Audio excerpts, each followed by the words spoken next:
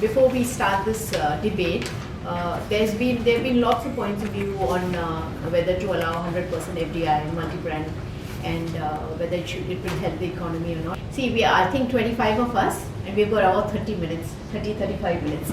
So please restrict yourselves to at least max 5 sentences at each time you speak, and also maintain discipline by allowing your fellow colleague to speak. And that's it. You must have had a lot of group discussions in your college, so you know it better than us. And so we open the house. You can begin.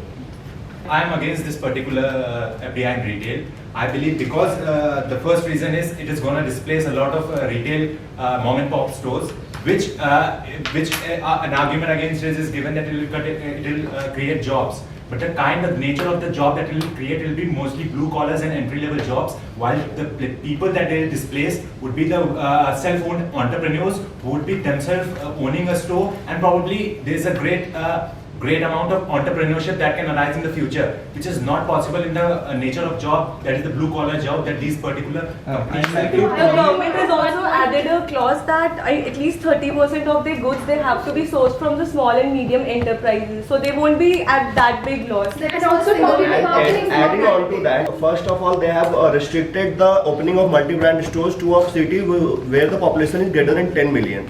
First thing is that, and second thing is that mom and pop store, okay, it will be affected to an extent, but you can't have a multi-brand store in each nook and corner of the city. And also talking about the employment thing that he raised, I would like to add a point that we can do a skill development course.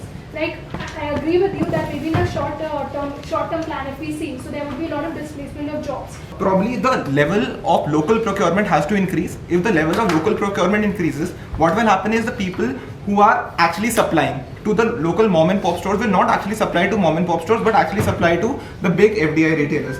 And how it will help the consumers, like people like you and me. Why? Because we would be getting the same goods and services at a pretty lower cost. And the second thing, one more thing I want to add is the short retailers will go out of the market.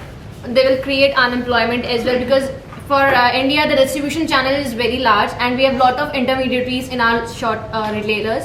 So first of all, it will create an unemployment, because the skilled laborers will get job if multi-rating branding will come, because of course they will hire only those people who have knowledge of something, so they want that. But what about those people who are into the intermediate section and those who are not skilled? So for them it's not good. And the chaos which it is coming into, that whether we should give or not should, is just because of this thing, because it's always political parties are fighting because of the vote banks. People who are into this intermediary section and in short-term retail branding, they don't want this FDI to come in. And second of all, the second thing is those people, they are not paying taxes properly, and those who will come in India, like foreign direct investment, it will generate revenues, they will pay taxes. So in short term, yeah, of course it's a decorative thing, that taxes will come, revenues will come, but for long term it will go out. Like China actually produces a lot of high quality goods, but they're all aimed at the US market or the advanced markets. Why are we actually being the market where they're dumping all their substandard goods? That is probably because we are a price sensitive audience. Let's become more than just being price sensitive. Let's become a quality sensitive audience. So bringing retail, 100% retail, 100% FDI in retail will do exactly that. It will benefit a lot of investors, obviously foreign investors, if they have knowledge of our local markets, it will help them. And the Indian companies will learn how to make better quality products so as to stay in competition. So the consumer will benefit from the competition, and by having options in not just amongst sub-quality, substandard products, we'll have quality products, international level products, and finally India will be able to compete on an international level with not just the growing GDP, not just the growing countries, with the top level countries, the leaders that we call the market leaders. And the main problem with FDI retail could be the implementation. Why? Because if implementation is not done properly, the local mom and pop stores, India is known as a country of mom and pop stores. So if the local mom and pop stores get wiped out, we need to employ those people. Now this could happen as a part of the CSR activities that these multi-brand retailers could eventually take. Like if I am displacing 10 people, I will make sure that those 10 people either work as my channel distributors, they help me in procurement, or they help the customers buy those stuff. Because those people know the customer preferences. Like a vernacular person, a person who is a localite, I'll know, yes, that at this point in time, this like say a particular good is useful. So that insight will help the multi-brand retail to store goods according to their needs. Taking forward the discussion about the pros and cons of any scenario, I believe that we decide the side which has every scenario has pros and cons, but we decide the side which has the longer list. So while talking about the cons, obviously if the FDI would be made 100%, the stakeholders which earlier was around 49%, they will not be there. So if the company benefits, the benefit would be going to the foreign market, not to the industries that actually belong to our country.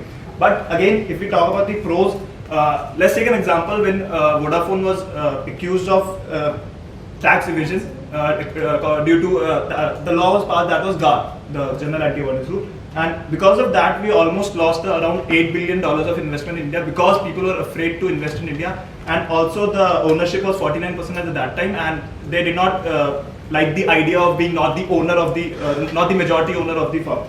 So that's why it was changed to 51% later on, and the discussion has been made that should it be made 100% or not. So I think the pros list is longer and we should go with the... Okay, as of now, Indian retail sector is mainly made up of the small Kiryana shops and the small grocery shops, which are spread, millions of them spread all over the country, as well as some of the supermarkets. Now, the benefit of having a 100% FDI in the multi-retail sector will be that they will have the benefit of economy of scale. They will be able to get better outsource the product from the cheap sources, as well as they can ensure the quality of the products. They have better inventory management, they have efficient supply chain management. So the benefit of the 100% FDI in the multi-retail will be to the consumers, as they will be able to get better quality products at cheap price. Good afternoon, everyone. I think 100% FDI investment into multi-brand retail is not a good idea. Firstly, it will on the very spot it will adversely affect the local Indian players.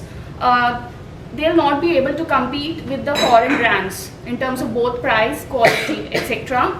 At the same time, it will grow on Indian infrastructure, and at the same time, it will hamper the Indian resources, but will benefit from Indian resources. We are looking from the point of view that it will generate employment, etc. But if FDI is coming in the country, its main purpose is to earn profit for itself. India has always been a dumping ground for the substandard goods. I believe there is a clause in this particular act that has been given by the government that 25% of the sourcing of the goods would be from India, that is from small and medium enterprises, and there is no limit on the 75% that Walmart is free to source it from the outside. So you will get spices from Mexico, you will get a whole lot of goods from China that may be of substandard quality that government does not have a control on. Second of all, the skill development that shall be taken as a CSR measure. The government cannot put riders on the business to do a business in certain way. There's already an act which says 2% of the profit shall go to the CSR activities, and to again burden the company with a particular clause shall hamper the very entry of these particular multi-brand retails in India. Third is it is restricted to one and two tier cities. Well, the political decisions are always progressive in steps. Today they are saying metro cities and cities with population of this lakh. But as years would pass, there will again be a pressure, and a situation would be created wherein there will be pressure created by these multi-brand retailers on the government to let them access those markets that are tier 2 and tier 3 and rural cities. Fourth is the people are saying that it will be a consumer the tax. The people are saying that the mom and pop stores do not pay taxes. Well, I believe, and to bring these retail stores would bring in the taxes. Well, I believe that an administrative lapse cannot be replaced by an economic decision, wherein you have to fix your own administrative and tax collection process rather than replacing one devil with another devil that is going to create a whole lot of problem not only to the consumers but also to the farmers if it monopolizes through its predatory pricing. multi-brand retails are can be accounted for in the taxation procedure, and it can be accounted in a proper way. Unlike a kirana store, which has no proper billing system, this every retail brand store has a billing system, proper billing system in place. And another is that in our Indian economy, in our country, there is a possibility that we lack infrastructure facilities. So that there will be a development of storage facilities, which is the most needed thing right now. And another benefit will be to the farmers because they will get the right price for the product, and the elimination of middlemen will be there. It is for the short run, but in the long run, the multi-brand retail will have an upper hand. There is a possibility that they will have a monopoly on that too. But it is in the short run, it is good for the farmers and for the consumers also, because they have extra spending money, and they get all the prices will be reduced. But then there's 40% of our population is still below the poverty line. So they are not concerned about quality as of now. As of the government, our work should be providing goods to everybody, basic necessities to everybody. So quality comes second to that. First, make the goods available. For me, multi-brand stores would be more of a regional concept when it comes to India. It wouldn't be a nationwide concept. Moreover, employment of unskilled workers would not be possible with it. Yes, infrastructure is there, but then there are a lot of things that India needs to focus apart from this. For me, FDI would benefit if at all it considers production. The government emphasizes on producing a part of it in India. Then it would probably be helpful. Rest, as of now, I don't think it's a good idea. Thank you. Good afternoon, everyone. In my opinion, 100% FDI investment in multi-brand retail is a good idea. Firstly, because this is the age of globalization, and FDI is a powerful tool for economic growth. We can all look at China, what achievements it has reached because of being such an attractive investment destination. And secondly, in 100% FDI investment would obviously lead to more employment, as pointed out by so many people. And it will also lead, so many companies can increase the skills, it can provide trainings to the people. Of course, it will not lead to immediate increase in the skills, and obviously, as pointed out by you, the blue collar workers population would increase, but in the long run, it would certainly help them to progress.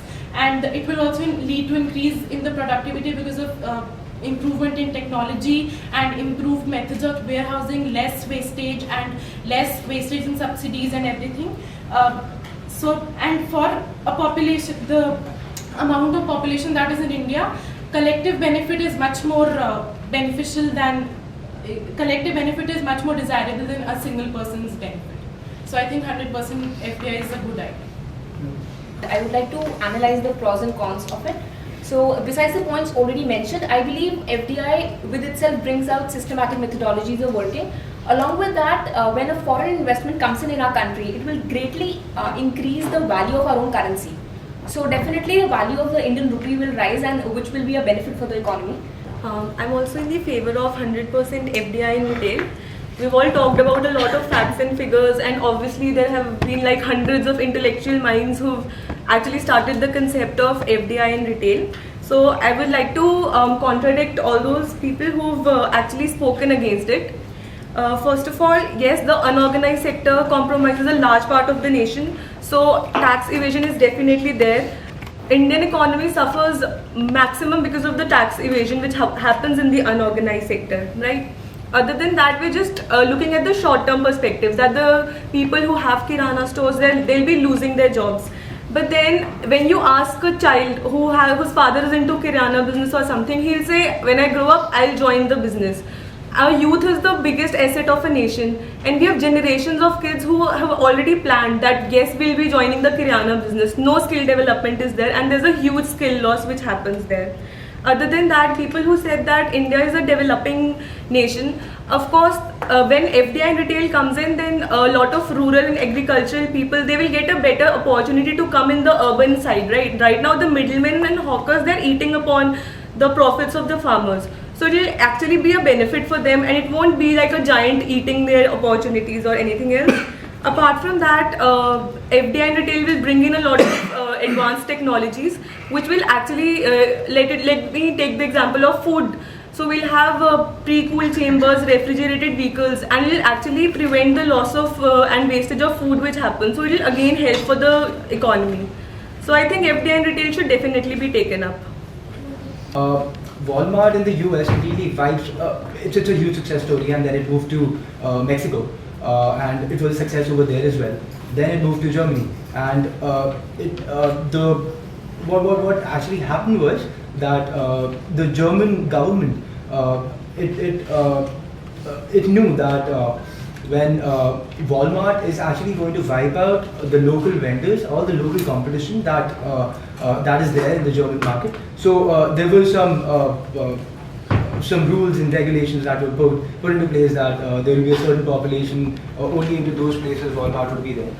We need to realize that it's just not the infrastructure or not the transportation. I absolutely agree with it that India being a developing economy, and we are looking at factors where more employment opportunities will be provided. But one thing that we need to realize is that the local, if you give 100% FDI, it means you are giving a monopoly, and the huge retailer, the big retailer, is going to maximize his profits by pushing the local vendors. So I'm against 100% FDI investment. So when we're talking about technology, it does bring a lot of know-how, a lot of improvements in the storage capacities, a lot of development in infrastructural know-how. But the concern is the ownership of such technology, the ownership of such know-hows would definitely be in the hands of those MNCs and not in the hands of Indian companies. So their technology restricts to those companies which come as MNCs and not Indian companies. So there is no proof that... Summarize this, one from this side and maybe someone from this side. But just be careful, either you just stand for the motion or not for the motion. Don't take a mixed stand. Okay? So for everybody who is talking for the motion, who is in favor of 100% FDI in retail, a lot of people said that it is going to eliminate a lot of middlemen. But somehow, whenever we talk about the vices of our society, how many of you all are actually for 100% FDI in retail? Put your hands up. 1, 2, 3, 4, 5, 6, 7, 8, 9, 10, 11, 12. 14. 14? Thank you. We'll just get in touch with you. In 1963, with the opening of a small sugarcane crusher, we began to build a heritage of trust. We earned it little by little, building a business conglomerate with a substantial presence across a whole gamut of industries and a healthy appetite for growth. A pioneering name across industries,